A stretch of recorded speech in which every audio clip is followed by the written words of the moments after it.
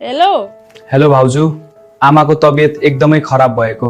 दाजुलाई मैले हिजोदेखि फोन गरिरहेको छु तर फोनै लाग्दैन। अहिले कहाँ हुनुहुन्छ दाजु? कुरा गराउनु न भाउजू। अहिले त उहाँ ड्युटीमा गइहाल्नु भयो। नयाँ सिम हाल्नु भएको छ, त्यही भएर फोन लागेन होला। बेलुका घर आउनु भयो भने म भनिदिउँला। हुन्छ भाउजू, दाजु आएपछि खबर गर्नु होला। म प्रतीक्षा गर्छु। कसको फोन हो पुष्पा? कोही होइन, कम्पनीवालाको थियो। तपाईँ जानु न ड्युटीमा, ढिलो भएन?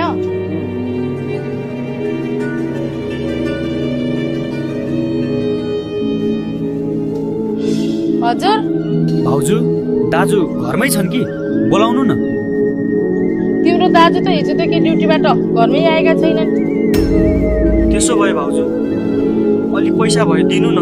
आमाको अवस्था एकदमै गाह्रो भएको छ। मसँग पैसा कहाँबाट हुनु कान्छा? छैनन्। तिम्रो दाइ आयो भने भनिदिउँला। पुष्पा कोसँग कुरा गर्दै थियो बाहिर? कोही होइन, कपडा लिएर भाडा दिनेवाला आएको थियो। साँच्चीकै भन्दैछौ? बेबी, तिमीलाई ममाथि विश्वास छैन र?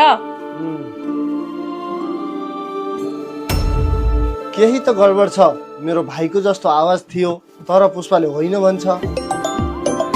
हेलो दाइ, मैले तपाईँलाई कति पटक फोन गर्न खोजेँ, फोनै लागेन। नयाँ सिम हाल्नु भएको रहेछ। हो भाइ, नयाँ सिम हालेको छ। किन, के भएर भन्न? दाइ, तपाईँलाई थाहा छैन र? आमा 4 दिनदेखि बिरामी भएकी छन्। हो सेठ, यो कुरा तैँले मलाई पहिल्यै किन भनिनस्? आज भन्नको लागि तपाईँको रुममा पनि आएको थिएँ। तपाईँ नहुँदा भाउजूलाई भनेको थिएँ। भाउजूलाई भनेको थिएँ? अच्छा, अहिले कुरा बुझियो। त्यसैले दाइ, मलाई 10-15 हजार रुपियाँ पठाइदिनुहोस्, आमाको औषधि गर्छु। हुन्छ भाइ, त हस्पिटलको खाता नम्बर पठाइदे, म अहिले पेमेन्ट गरिदिन्छु। हुन्छ दाइ, म स्क्यानर पठाउँछु। अनि केही पनि हुन्छ भने यो नम्बरमा फोन गर्दै गर्नु। आमाको ख्याल राख्नु है।